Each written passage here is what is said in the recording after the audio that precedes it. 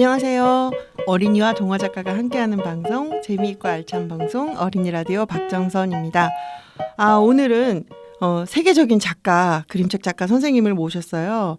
바로 드드드드드드드드 이수지 선생님이십니다. 선생님 안녕하세요. 안녕하세요. 예. 반갑습니다. 진짜 모시기 어려운, 제가 그냥 하는 말이 아니라 정말 세계적인 작가 선생님이신데 선생님 작품에 대해서는 저희가 2부에서 자세히 설명드리기로 하고요. 책의 접지를 경계로 현실과 상상을 오가는 독특한 구성의 경계 그림책 파도야 놀자 거울 속으로 그림자 놀이 같은 작품들을 쓰고 그리셨고, 그 밖에도 강이 물이 되는 꿈, 그림자는 내 친구, 그리고 가장 최근에 발표된 작품 여름이 온다까지 수많은 작품들을 내놓으셨고, 내놓는 작품마다 화제의 중심에 계신 이수지 선생님 모시고 오늘 방송 시작하겠습니다. 선생님, 저희 어린이 라디오 조금 들어보셨나요? 네, 열심히 들어보고 왔어요. 열심히. 감사합니다. 첫 번째 사연 먼저 들려드릴게요. 설레임 홈스쿨 강지우 어린이가 보내준 사연입니다. 가족들과 이글루 만든 일. 평소와 다름없던 저녁. 아빠가 눈이 많이 와서 나가서 이글루를 만들자고 했습니다. 저는 바로 옷을 입고 즐거운 마음으로 나갈 준비를 했습니다. 나가보니 눈에 발이 빠질 정도로 많은 눈이 쌓여 있었습니다. 아빠는 이글루를 열심히 만드시고 언니는 이글루를 열심히 만드는 아빠를 찍었습니다. 그리고 오빠는 눈으로 얼굴을 만들었습니다. 해리포터에 나오는 스네이프 교수같이 생긴 얼굴이었습니다. 나뭇가지로 다듬고 다듬어서 열심히 완성된 얼굴은 진짜 사람 얼굴 같았습니다. 저는 오빠가 얼굴을 만드는 사이 자전거 뒤에 집 문을 만들었습니다. 다 만들고 나니 성문 같았습니다. 아빠가 마스크를 벗어도 된다고 하셨습니다. 사람이 아무도 없어서 마스크를 벗어도 된다고 하셨어요. 오랜만에 마스크를 벗으니 답답했던 속이 뻥 뚫린 것 같았습니다. 마스크를 벗고 언니와 눈싸움을 했습니다. 신나게 놀다 보니 벌써 밤 11시였습니다. 세상에 밤 11시까지 놀았나 봐요. 마침 아빠가 이글루도 다 만드셔서 이글루 안에 들어가 사진을 찍었습니다. 그리고 이글루 위에 오빠의 조각상도 올려서 찍었습니다. 진짜 행복했습니다. 무려 2시간 만에 완성된 이글루와 인사하고 집에 들어가 샤워를 하려고 하는데 경비 아저씨가 눈으로 만든 오리를 주셨습니다. 눈으로 만든 오리를 이글루에 올리고 집에 들어가서 샤워를 하고 꿀잠을 잤습니다. 이렇게 보내주셨는데 그 겨울에 눈 많이 왔을 때 그때 이글루 만든 사연이었어요. 네. 위에 오리를 올려놓은 게 활용점정이겠네요. 네. 요즘 또 그런 게 유행이더라고요. 오리 이런 거 만든 플라스틱 틀이 있어가지고. 맞아요. 네. 작년에 그 대란이 있었잖아요. 그게 작년부터 유행이었군요. 작년에 그게 없어가지고, 그러니까 이렇게 히트할 줄 모르고 조금밖에 안 만들었는지 난리여서 이번에도 사실 사람들이 미리미리 구해놨다고 하더라고요. 근데 그게 작년엔 별로 사실 눈이 안 왔잖아요. 그쵸. 근데 올해 눈이 정말 많이 와가지고 맞아요. 인기를 잘 안 만들어지더라고요. 저도 너무 궁금해서 하나를 겟해서 네. 그래서 이렇게 눈을 딱 했는데 그러면 열자마자 짠 나올 줄 알고 너무 기대를 했는데 오리 머리가 계속 눈으로 떨어져요. 엽기적인 얼굴이. 네, 그래서 머리가 떨어지면 그 몸이 이렇게 느낌이 붕어빵 같거든요. 그래서 몸만 남은 몸은. 네. 그래서 그냥 오리라기보다 붕어빵 가족이 돼서 애들하고 계속 붕어빵 그게 아마 꽁꽁 뭉쳐야 될 거. 그냥 이렇게 콱 집으면 노하우가 있어요. 헐렁하니까 꽁꽁 뭉쳐야 될 것 같긴 해요. 근데 이제 그 모양 틀만 보고는 또 우리가 그런 상상 이렇게 예쁘게 나오겠지. 또 예쁜 것만 올리잖아요. 주로 사진은. 그래서 그렇죠. 그런 것만 봤기 때문에. 맞아. 실패작은 안 올리니까. 근데 우리 강지우 어린이가 오빠가 얼굴을 나뭇가지로 다듬었다고 했는데 그러니까 나뭇가지가 거의 조각도 역할을 한 거잖아요. 그러니까요. 딱 뭔가 이렇게 만들고 싶은 상이 있었나 봐요. 머릿속에. 저는 그게 어렸을 때 우리 요즘도 그런 거 하는지 모르겠는데 옛날에 왜 빨래핀으로 사람 얼굴 만드는 그런 거 했잖아요. 선생님은 잘하셨겠지만. 아니요. 저 만드는 건 제 병이라. 이게 또 조소랑 회화는 다르군요. 그때 깨달았죠. 비누를 깎으면서 난 안 되겠다. 근데 정말 그 책에 나온 것처럼 선생님 설명처럼 너무 안 되는 거예요. 힘들어요. 2D가 3D가 되는 거는 어떤 다른 재능이 필요한 것 같아요. 그 평면이 입체가 되는 상상을 하고 그게 되려면 어떻게 이렇게 해야 된다 저렇게 해야 된다라는 걸 감각적으로 아는 거잖아요. 그러니까 이 오빠는 감각이 있는 사람인 거죠. 진짜. 그런가 봐요. 스네이프와 닮았다. 상상이 되네. 이게 겨울은 지났지만 눈장난 하던 거가 추억이 돼서 또 이렇게 사연으로 근데 올라왔네요. 너무 좋았겠어요. 11시까지 했으면 거의 밤 이제 11시 그러니까요. 놀 수 있는 만큼 다 놀고. 부모님이 참 훌륭하신 분들인 것 같아요. 밤 11시 2시간 반 이상을 놀았으니까 네, 정말 신났을 것 같아요. 네. 이제 선생님 얘기를 좀 해봐야 되는데 저희가 또 네. 일신문 십답 있는 거 아시죠? 네네. 첫 번째 질문은 혈액형인데 혈액형 B형이요. 네. 이상하게 작가들이 B형이 많아요. 네, 그런데 B들이 B형이라고 말하는 걸 좀 싫어들 하시더라고요. 아유, 저는 자랑스럽습니다. 괜찮아요? 네. B형이 그래서- 이상한 사람들이 많아서. 그러니까. 근데 혈액형으로 성격을 점치는 건 좀 옳지 않지만 네. 그래도 B형이 가장 숫자가 적잖아요. 4가지 혈액형 네네. 중에. 근데 작가들 중에 B형이 제일 많은 거는 좀 신기한 현상인 것 같아요. B형이라 그러면 뭔가 모르게 그렇지 네가 하는 어떤 그런 표정들이 흘러나와서 항상 즐겁습니다. 다음으로 좋아하는 음식은요? 좋아하는 음식이 뭘까를 생각을 했는데 좋아하는 게 하도 많아서 그래도 생각난 건 쫄면이요.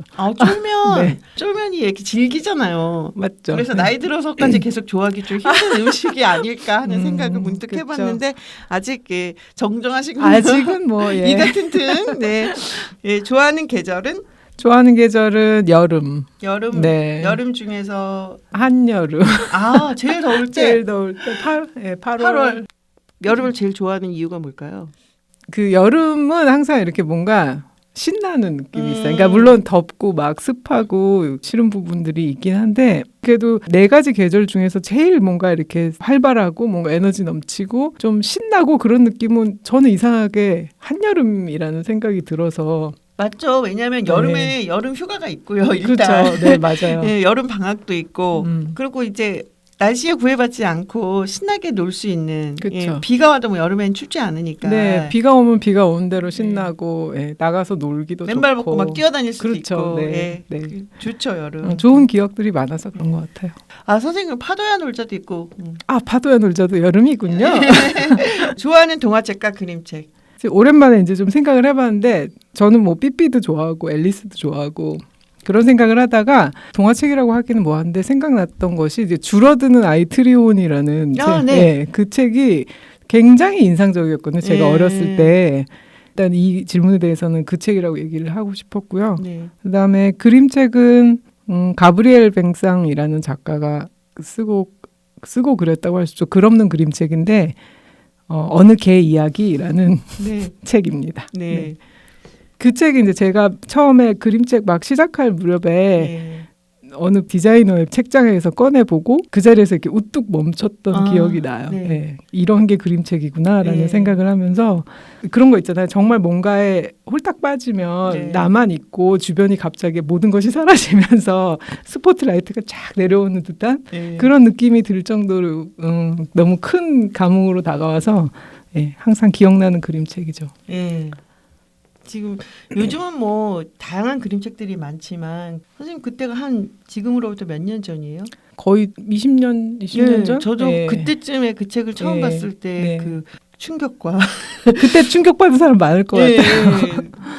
그리고 또 워낙 그 드로잉이 그쵸. 너무 좋잖아요. 그러니까 그림책이란 거에 되게 전형적으로 들어와 있던 어떤 거를 다 이렇게 산산이 깨는 느낌부터 시작해서 저는 워낙에 이제 화가라는 정체성이 더 강했던 시기이고 그랬기 때문에 그림이라는 게 무엇을 할 수 있을까, 그림의 힘이라는 게 무엇일까 막연하게 느끼고 있는데 그 책으로 묶여진 정말 단순한 드로잉이 이렇게 밀고 가는 이야기를 보면서 정말 이렇게 압도됐던 것 같아요. 이것이구나 이러면서 그 개도 너무 그 서 있는 모습 하나하나에서 막 그 개의 마음이 느껴지고 맨 처음에 이렇게 차에서 창문에서 내리면서 이렇게 개를 던지는 그 장면부터 가슴 미어지기 시작해서 그래서 사실은 제가 이제 느꼈던 이 감흥을 이제 저희 애들한테도 좀 뭔가 전해주고 싶어서 그러니까 물론 이제 저는 창작자로서의 그 감흥이 더 컸던 것 같은데 아이들은 다를 것 같아서 이제 제가 꽁꽁 이제 애들 안 보여주고 있다가 어렸을 때 그러니까 뭐 한 7살, 6, 7살 그때쯤에 이제 엄마가 좋아하는 책이야 하면서 이렇게 굉장히 선심 쓰듯이 이렇게. 근데 그 책을 보고 산이가 정말 그 자리에 앉아서 끝까지 조용히 보고서 그 다음에 고개를 선생님 아드님입니다. 고개를 드는데 눈물이 툭툭툭 떨어지고 있는 거예요. 그래서 내가 못할 짓을 했구나라는.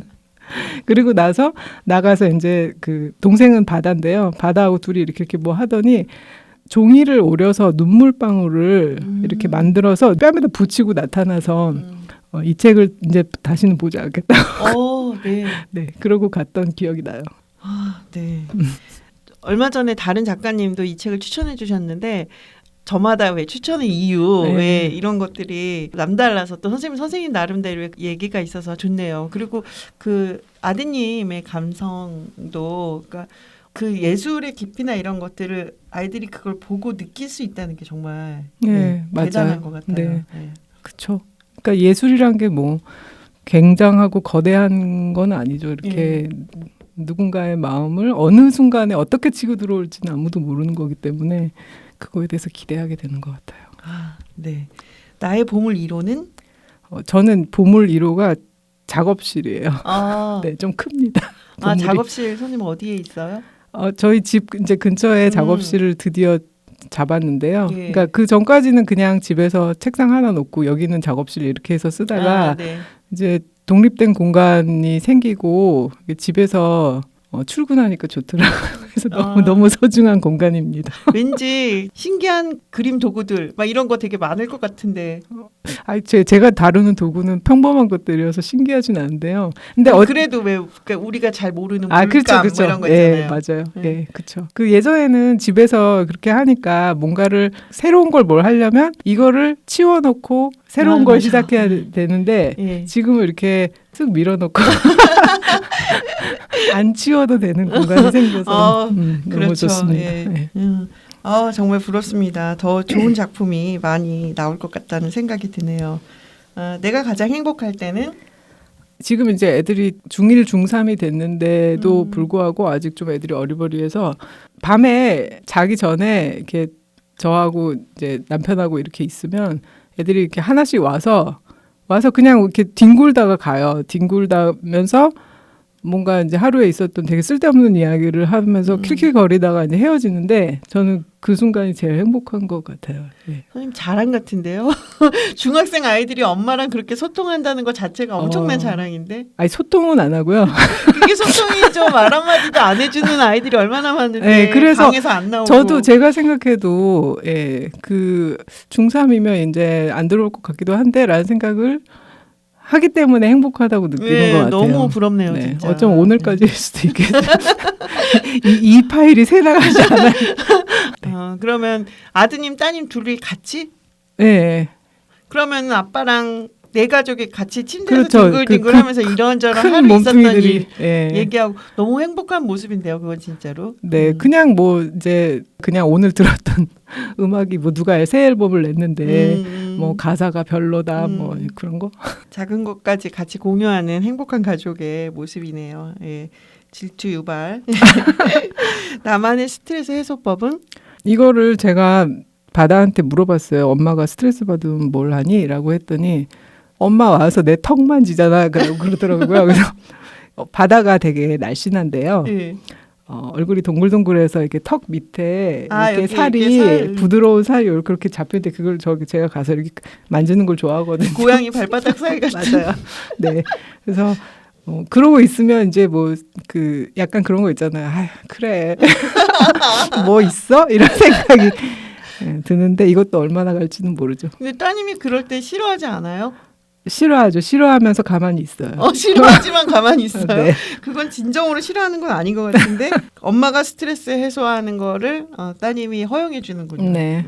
내가 가장 하기 싫은 일은? 저는 장을 보는 걸 되게 싫어해요. 네. 매일매일 먹거리나 뭐 새로운 것들을 사보고 이건 뭐 맛이 있을까 뭐 이렇게 해보는 것도 좋겠지만 근데 대개는 꼭 사야 할 것들은 맨날 똑같잖아요. 네. 그거를 하기 위해서 거길 가서 그걸 하면서 시간을 보내는 게 저는 이상하게 그렇게 싫더라고요. 그래서 되도록 장 보는 일을 다른 사람에게 시키려고 노력하고 있어요. 다시 태어난다면 무엇이 되고 싶을까요?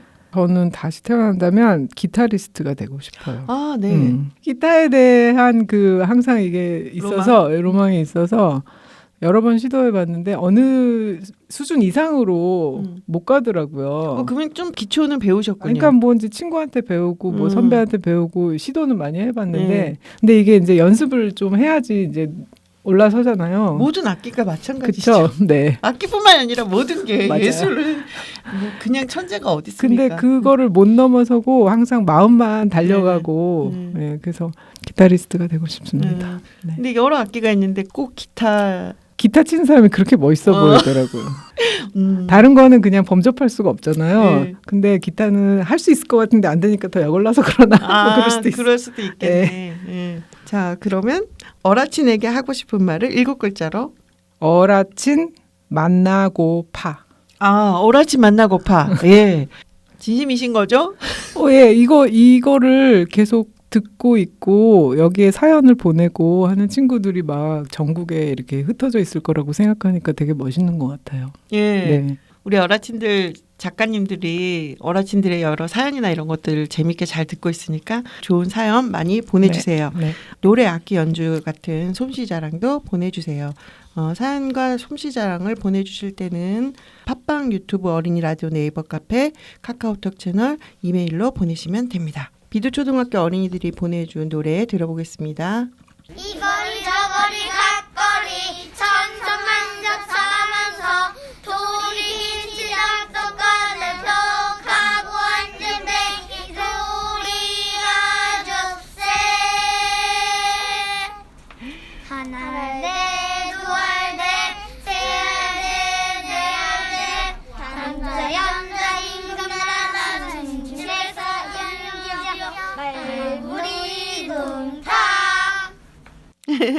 네, 비두초등학교 1학년 어린이들이 불러준 노래였는데 다리빼기. 예, 앞에 부른 게 파주 다리빼기고 뒤에 부른 게 황해도 다리빼기였어요. 선생님 어렸을 때 이런 거 하셨나요? 이거리 저거리 갓거리. 네. 저는 어렸을 때 저는 사남매였거든요. 그래서 넷이서 다리 이렇게 다리 사이사이 껴갖고 이거리 저거리 갓거리 이거 하고 놀았어요. 다리 빼긴 했는데 네. 노래는 이게 아니었어요. 그분 다른 노래였어요? 네. 어떤 노래였어요? 그 노래 할 때마다 너무 웃겨가지고. 뭔데요? 고모네 집에 갔더니 암탉 수탉 잡아서 나는 하나도 안 주고 지네들끼리 먹더라 하면 이제 들을 때마다 고모는 왜 그랬을까를. 그런 것도 있구나. 이 다리 빼기가 전래놀이 같은 거잖아요. 네. 그래서 동네마다 이제 이런 게 있고 시대마다 좀. 근데 말이 너무 이 느낌이 좋은 것 같아요. 이 뭐 칭칭백사 이영지영 네네. 퉁탕. 칭칭백사 예. 이영지영은 명주시를 칭칭 감다는 뜻인데 뭔가 은유를 살려서 이제 재밌게 그러니까요. 놀기 위해서 네. 그렇게 말부리 퉁탕 뭐 이런 네. 것도 지네들끼리 먹더라 보다 훨씬 좋은 거. 지네들끼리 먹더라. 요즘은 뭐 아이들이 무슨 코카콜라인가 펩시콜라 뭐 어쩌고 선생님 지금 하신 것처럼 네. 그런 식으로 이렇게 하는 것도 있고 그렇더라고요. 그런 것만 모아봐도 재밌겠어요. 네, 저도 이거 들으면서 그 생각했는데 선생님 지금 고모네 집에 갔더니 하시니까 생각나는 게 우리 옛날에 왜 그림 그리면서 놀 때 아침 먹고 땡, 점심 먹고 땡, 해골바가지. 네. 뭐 장문을 열어보니 비가 오더라. 아이고 무서워 해골바가지 이것도 있었고 맞아요. 네. 그런 옛날 그런 것들을 좀 많이 우리가 어린이들한테 알려줘야 될 것 같아요. 그래서 애들이 재밌게 놀 수 있게. 네네. 다리 빼기는 정말 단순한 놀이인데 너무 재밌었던 것 같아요. 누가 걸릴지 모르니까. 어떻게 보면은 그걸 막 수학적으로 따지면 그쵸. 이게 총 뭐 몇 번이니까 몇 번째 걸리는 거 뻔하다. 그럴 수도 있지만 그래도 할 때마다 약간 떨리고 맞아요. 누가 될지 모르고. 제 친구 중에 그걸 계산한 친구는 단 한 명도 없었던 것 같아요. 어린이들은 그런 거 계산 안 하죠. 근데 그런 거 있잖아요. 뭐 어느 것을 할까요? 알아맞혀 봅시다. 그것도 마찬가지인데 맞아요. 어차피 그 수는 정해져 있는데도 지금이 어른이 돼서도 이게 우리가 결정하기 힘들 때 어느 것을 할까 이거 하잖아요. 맞아요. 그것도 다 놀이네요. 네, 어린 맞아요. 시절부터 쭉 지금까지 우리 어라친 여러분 어른이 돼서도 저희는 계속 그런 걸 한답니다. 어른이 여러분도 아마 어른이 되면 하실 것 같다는 생각이 드네요. 그렇게 해서 결정돼서 지목되면 억울하지 않을 것 같아요. 네, 맞아요. 뭔가 즐거운 마음으로. 옛날부터 내려오던 어린이들의 놀이 얘기해봤는데 선생님은 어린 시절은 어떠셨나요? 저는 뭐 천방지축 그냥 정말 앞에 나서서 뭐 자꾸 하는 거 좋아하고 좀 그랬던 것 같아요. 아 그래요? 네. 그 파도의 놀자에서 나오는 그 네. 아이처럼. 그러니까 사실 그 제 그림책에 나오는 아이들이 제가 생각하는 저의 어릴 적 모습하고는 닮아 있거든요. 그러니까 뭔가 되게 호기심이 많고 궁금하면 이제 가보고 좀 파도의 놀자도 이 아이가 이제 결국 책의 그 경계를 넘어서 바다로 들어가잖아요. 그래서 네. 그런 느낌. 그러니까 좀 한번 해보고 그냥 뭐 안 되면 뭐 할 수 없고 뭐 좀 약간 그런 느낌의 씩씩한 어린이였던 것 같아요. 요즘은 혼자인 어린이들이 많지만 사실 선생님 어렸을 때만 해도 혼자이면 무남 동료 외동딸 그쵸, 막 그쵸. 이러면서 맞아요. 그 네. 아이들은 좀 약간 그게 자유분방하기보다는 좀 약간 공주과. 예, 좀 편견이 있죠. 그 어렸을 때 항상 그게 좀 불만이었는데 예. 특히 아이들은 그런 얘기 안 하지만 어른들이 항상 뭐 언니 있니 오빠 있니 물어봐서 혼자라 그러면은 이렇게 또 쯧쯧하면서 둘 중에 하나잖아요. 이렇게 완전히 이기적이거나 네. 아니면 이제 좋게 보면 이제 좀 자기 주도적. 예. 네. 근데 이제 대개는 너무 이렇게 사랑만 받고 자라서 네. 애가 뭐 혼자 똑부러지게 하는 것도 없을 거다라는 네. 저는 이제 그거를 어린 마음에도 항상 느꼈던 것 같아요. 그래서 그러지 말아야지라는 게 항상 이렇게 있어서 가면은 좀 더 일부러 같이 해야 되는 일이 있으면 더 나서서 하고 막 좀 더 일부러 그랬던 것 같아요. 좀 약간 부담도 됐었어요. 맞아요. 네. 그게 또 다른 편견, 차별? 예, 그런 게 있었죠. 남들과 좀 다르니까 얘네들은 어떨 것이다. 그러니까 나는 어찌해야 된다. 뭐 네, 이런 네, 거. 맞아요. 예. 아, 지금 이 얘기를 들으니까 다음에 어디 가서 다음 생에 뭘로 태어나고 싶냐 네. 그러면 다시 외동딸로 태어나서 공주로 한번 살아보고 싶다. 이 얘기를 해야겠다라는 생각이 문득 드네요. 좀 억울하더라고요. 지나고 나니까 외동딸의 특권이었는데 왜 나는 그것을 이렇게 흘려보냈나. 그렇게 막 모험심 강하고 호기심 강하고 그렇다고 하셨잖아요. 그러면 그로 인해서 재밌는 에피소드 같은 거 있었을까요? 혹시 기억에 남는 거 있으세요? 그 5, 6학년 친구들 캠프가 있었어요. 네. 그래서 밥을 뭐 해먹었나? 뭐 그러고서는 교실에서 반별로 자는 거였거든요. 예, 예. 교실에다가 이불을 다 깔아놓고 자는데 밤에 이제 애들끼리 얘기가 있는 거죠. 우리 학교에도 그 공포 괴담이 있는데 학교마다 있는 그 이순신 장군과 독서하는 소녀상 뭐 이승복 소년 뭐 이런 거 다 있잖아요. 그게 밤이 되면 저희 학교에는 유관순 열사의 그 동상 이런 게 있었어요. 근데 밤 12시가 되면 유관순 열사의 눈에서 피눈물이 흐른다라는 괴담이 있는 거예요. 네. 그래서 이제 너무 궁금한데 그 보러 가고 싶은데 너무 무섭잖아요. 네. 그래서 또 제가 나섰죠. 네. 가자. 그래가지고 애들을 몇 명이랑 작당을 해가지고 이제 제가 이끌고 갔어요. 그래서 선생님들이 다 애들 따고 잔다고 생각하고 나가셨을 때 몰래 숨죽이고 있다가 그 창문을 열고 복도에 신발장을 통해서 나갔어요. 나가가지고 유관순 열사의 동상 앞에 가서 이렇게 서서 봤어요. 근데 어두워서 아무것도 안 보이는 거예요. 저희 프레시도 없잖아요. 그래가지고 이게 뭐야? 그랬는데 갑자기 누가 야! 하는 거예요. 근데 왜 야 했는지는 모르겠고 야! 한수 하면서 정말 미친 듯이 으아! 소리를 막 지르면서 도망을 갔어요. 도망을 가서 이제 제가 주동을 했으니까 그때도 이제 책임 의식이 있었던 게죠. 그래서 애들을 먼저 다 넣고 제가 마지막으로 들어가는데 뒤에서 누가 콱 잡고 안 놔주는 거예요. 근데 뒤에 사람은 없는 거예요. 뒤를 봤는데 근데 안 들어가지는 거예요. 그래서 막 발버둥을 치고 막 정말 난리를 쳐서 애들이 다 깼거든요. 선생님도 뛰어오고. 근데 나중에 보니까 그 신발장 너머에 못이 하나 있었는데 거기 제 옷이 걸려서 그랬던 기억이 나서 제가 주도했던 사건으로서 나중에 선생님한테 정말 엄청나게 혼나고 결국 유관순 얼굴은 제대로 보지도 못했다는 그런 에피소드 생각이 났어요. 그때 그 선생님이 그렇게 유머 있는 선생님이었으면 괜찮았을 텐데. 근데 그러기에는 제가 거의 전교생을 다 깨운 것 같아요.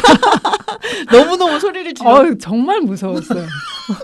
정말 용감하긴 하지만 그래도 귀신은 무서워하시는군요. 허공에서 막 팔과 다리를 휘저으면서 정말 미친 듯이 소리를 지르면서 그랬던 기억이 납니다. 재밌네요. 네. 다음으로 사연 하나 들어볼게요. 세종 다정초등학교 이성민 어린이가 보내준 사연입니다. 최근 태권도 학원에서 540도 발차기를 성공하였다. 태권도 학원에서는 내가 최초라고 하셨다. 이 발차기는 태권도 선수도 어려워하는 기술이라고 한다. 540도 발차기는 말 그대로 540도를 돌아서 점프 뒤 후리기를 하는 것이다. 그 발차기를 하려면 뒤후리기, 점프 뒤 후리기, 턴치기 등의 발차기를 완벽하게 해야만 할 수 있는 기술이다. 태권도 기술이 되게 여러 가지가 있네요. 그래서 더욱 힘들고 어려웠지만 나는 그 발차기를 꼭 성공시키고 싶어 열심히 연습하였다. 그 결과 나는 580도 발차기를 할 수 있었다. 그날의 기분은 정말 짜릿했다. 구경하던 친구들도 박수치며 환호했다. 그때 나는 생각했다. 노력하면 안 되는 것이 없겠구나라고. 앞으로도 태권도를 더욱 열심히 해야 하겠다. 580도라니 너무 멋있네요. 근데 정말 짜릿했을 것 같아요. 그 순간에 자기가 어렵다고 생각한 거를 지금 넘어선 거잖아요. 그렇죠. 네. 그 노력은 배신하지 않는다라는 걸 벌써 깨달았으니까요. 근데 그 이상민 어린이가 진짜 많이 흥분한 게 느껴지는 게 네. 앞에는 540도 발차기라고 했고 뒤에는 580도 발차기라고 썼으니까 정말 굉장히 많은 그걸 돌았다는 거를 강조하다 보니까 본인도 이거 그 숫자가 헷갈렸을 만큼 흥분돼서 이 글을 쓴 거가 아닌가라는 생각이 들었어요. 저도 읽으면서 제가 바꿔 읽을까 하다가 저 지금 깨달았어요. 그래도 이 어린이의 흥분을 그대로 전달하고 싶어서 앞에는 540도를 하고 그냥 뒤에 580도라고 읽어드렸습니다. 혹시 540도를 해야 되는데 실제로는 더 580도를 한 거 아닐까요? 그러니까 540도면은 한 바퀴 반도 더 넘는 거잖아요. 그렇죠. 굉장히 그 공중에서 한 바퀴 이상을 돌았다는 건데 이게 어떻게 가능한지를 모르겠어요. 대단하네. 360도를 도는 것도 힘들 것 같은데 우리 학원에서 내가 최초다. 이런 것도 의미 부여가 되죠. 맞아요. 뭐 세계 최초, 우리 학원 최초. 그렇죠. 예, 재밌습니다. 네. 예, 다음으로는 동시가 들어와 있는데요. 영주 남산초등학교 권성현 기자의 동시인데 이 동시는 선생님이 읽어주시죠. 무궁화 권성현. 다른 나무들 꽃 피우는 봄에 넌 뭐했니? 다가오는 여름 더 아름다운 꽃 피우기 위해 힘을 모으고 있었지. 멋있다. 무궁화 꽃이 봄에 피지 않는 거에 착안해서 또 그러니까요. 이런 동시를 지어줬는데 진짜 어린이들의 동시를 보면은 정말 너무 아이디어도 빛나고 어떻게 이런 생각들을 하는지 모르겠어요. 그러니까요. 이렇게 정말 힘을 모으고 있는 어떤 네. 그 장면이 이렇게 떠오르는 것 같아요. 네. 멋있네요. 이거 보니까 생각나는 시가 또 있는데 저희 산이 갔었나 바다가 갔었나 산인 것 같아요. 저희 마당에 목련 나무가 하나 있었는데 네. 애기들 어릴 때 봄이 돼서 목련 꽃이 폈는데 네. 그거를 보고 시를 썼어요. 네. 저렇게 조그만 순에서 어떻게 저렇게 큰 꽃이 나와? 라고 썼던 기억이 나요. 네, 예. 근데 이제 목련이 보면은 항상 꽃이 정말 크다라는 네, 생각이 맞아요. 들잖아요. 네. 근데 그게 제 눈에 정말 신기했겠다라는 생각이 들어서 다시 한번 생각하게 되더라고요. 네. 무궁화라는 시를 보니까 그 시도 생각이 나고 그러니까 그 안에 뭔가를 상상하는 힘이 있는 것 같아요. 네, 우리 그리고 친구들은. 자연물에 뭔가 감정이입을 한달까 가깝게 느끼면서 우리는 그냥 원래 꽃은 그런 거야. 뭐 이렇게 뭐 무궁화는 여름에 피지 뭐 이렇게 이제 어른들은 이미 그렇게 생각하는데 이제 우리 어린이들은 그동안 너는 뭐 했니? 난 더 예쁜 꽃 피려고 준비하고 있지. 막 이런 식으로 감정이입이 되는 거잖아요. 네. 그게 딱 되게 성현이가 이런 느낌일 것 같아요.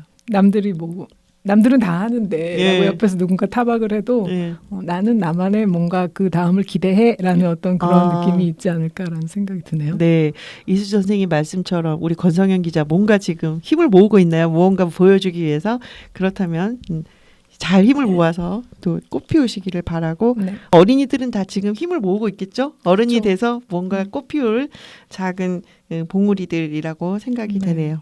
솜씨자랑 하나 들어볼 텐데요. 반짝반짝 작은 별. 반짝반짝 작은 별 아름답게 비치네 동쪽 하늘에서도 서쪽 하늘에서도 반짝반짝 작은 별 아름답게 비치네. 아유 귀여워. 너무 잘한다. 너무 사랑스럽죠. 7살 좋아하라 어린이가 보내준 반짝반짝 작은 별이었는데요. 이 노래를 보내주면서 이제 어머니가 거기에 코멘트를 달아서 보내주셨는데 우리 아이가 어린이 라디오를 듣다가 그래서 엄마 나도 하고 싶어 그래가지고 녹음해서 보낸다고 했는데 조아라 어린이 잘 듣고 있나요? 귀엽고 사랑스러운 노래 또 보내주시면 저희가 방송에서 내보내드리겠습니다. 다음 사연은 고양 원당초등학교 박찬빈 기자의 사연인데요. 책을 읽어야 하는 이유.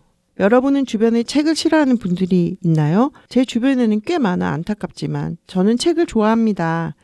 여러 이유로 책을 싫어하는 분들이 있는데 책은 왜 읽어야 하며 어떤 장점이 있을까요? 제가 그 8가지 이유와 장점을 알려드리겠습니다. 8가지나 되는군요. 첫째, 뇌의 활동을 자극해 줍니다. 뇌가 건강한 상태를 유지하려면 규칙적인 운동이 필요한데요. 그 운동 중에 하나가 바로 독서랍니다. 독서로 뇌 활동을 자극해 알츠하이머 병이나 치매가 걸릴 확률을 낮춰줍니다. 두 번째, 지식을 축적하게 됩니다. 우리가 살아가려면 지식을 활용해야 할 때가 굉장히 많습니다. 그럴 때 대비해 지식을 쌓아야 하는데 그 방법 중 하나가 바로 독서랍니다. 세 번째, 어휘력이 증가합니다. 대화 등을 할 때 어휘력이 꽤 중요합니다. 그래서 어휘력을 쌓는 데에는 독서를 하면 어휘력이 증가합니다. 네 번째, 기억력이 증가합니다. 우리 삶에서 일어나는 여러 사건들을 기억하려면 기억력이 매우 중요합니다. 시리즈 책이나 소설을 읽다 보면 전의 내용을 기억하게 되며 기억력이 증가합니다. 다섯 번째, 집중력이 향상됩니다. 우리가 무언가에 집중을 하려면 집중력이 필요합니다. 책을 읽는다면 책에만 집중하게 되어 집중력이 향상됩니다. 여섯 번째, 글쓰기 능력이 향상됩니다. 글을 쓰려면 글쓰기 능력이 필요합니다. 책을 읽으면 어휘력과 문장력을 얻게 되어 글을 잘 쓰게 됩니다. 일곱 번째, 차분해지게 됩니다. 좋은 책을 읽으면 스트레스를 완화할 뿐만 아니라 마음의 안정과 평온을 가져다 줍니다. 저는 이 점이 가장 좋았습니다. 여덟 번째, 저렴한 취미생활을 즐길 수 있습니다. 책은 다른 취미생활보다 훨씬 저렴합니다. 그리고 도서관에서 책을 빌리면 돈을 쓰지 않아도 됩니다. 그리고 좋아하는 책들은 소장하고 여러 번 읽어보는 것도 좋겠죠? 우리 모두 책을 가까이 합시다. 아, 진짜 훌륭하다. 아니 저는 8가지나 있을까라고 생각을 했는데 조목조목 아주 그냥 그러니까요. 논리적으로 정리를 해줘서 이거 무슨 독서권장운동본부 이런 데서 나온 팜플렛 내용 같은 그런 느낌이었어요. 진짜 이거를 어린이가 썼다는 게 정말 중요한 거죠. 네, 본인이 생각해서 정리해낸 걸 텐데 이걸 8가지나 이렇게 장점을 잘 정리했다는 점에서 박찬빈 기자의 이 글 자체가 책을 읽으면 좋은 점의 증거물이 아닐까. 자기는 책을 좋아한다라고 하면서 이렇게 글을 잘 쓸 수 있게 되고 이런 거를 봐라 나처럼 이런 느낌이었어요. 스트레스를 완화해 주는지 몰랐어요. 저는 하나 배워갑니다. 차분해지고 스트레스를 완화한다. 야, 이런 어려운 말을 쓰다니. 저도 이 어린이 라디오 하면서 느끼는 건데 가끔씩 어린이들 중에 막 화가 나거나 스트레스가 쌓일 때 책을 본다고 그런 화가 풀린다는 어린이들이 아, 그렇군요. 있어가지고 저도 깜짝 놀랐어요. 근데 그럴 때 책은 아마 만화책이 아닐까 추측해보는데 아닐까요? 그렇겠죠? 예. 만화책이든 뭐든 책이 항상 그 곁에 있다는 얘기니까 너무 좋네요. 예. 그래서 그런 곁에 있다. 네. 그럴 수 있겠다. 네. 손에 이렇게 손 다 뻗는 데 있는 거 아니에요, 예. 책이. 그리고 혼자서 씩씩거리면은 잘 화가 안 풀리니까 이제 뭔가 이걸 보면서 그렇죠. 다른 거를 그걸 잊어버리는 것도 하나의 방법이 될 수, 스트레스 해소법이 될 수 있겠네요. 우리 어라친도 진짜 현명하네요. 네. 저도 바다의 턱을 만지지 말고 책을 펴는 걸로 한번 바꿔보겠습니다. 바다가 서운해할 것 같아요. 왠지 좋아할 것 같아요. 시원섭섭이라는. 그러니까요. 네. 여기까지 오늘 순서는 여기서 마치겠습니다. 네, 이수지 작가님은 다음 주에 또 만나기로 하고요. 오늘은 여기서 인사드릴게요. 여러분 모두 안녕. 곰이랑 문이랑 문이야 여름에 그늘에 있으면 행복한 이유는 뭐게? 그늘에 가면 시원하니까. 그늘이 왜 시원하지? 그야 해를 피할 수 있으니까 덜 덥잖아. 바로 그거야. 해를 피하니까 행복한 거야. 해 피하니까 행복해. 응? 아, 재밌다. 해피는 행복이니까. 해피하니까 행복해. 문희 너 되게 해피한가 보다.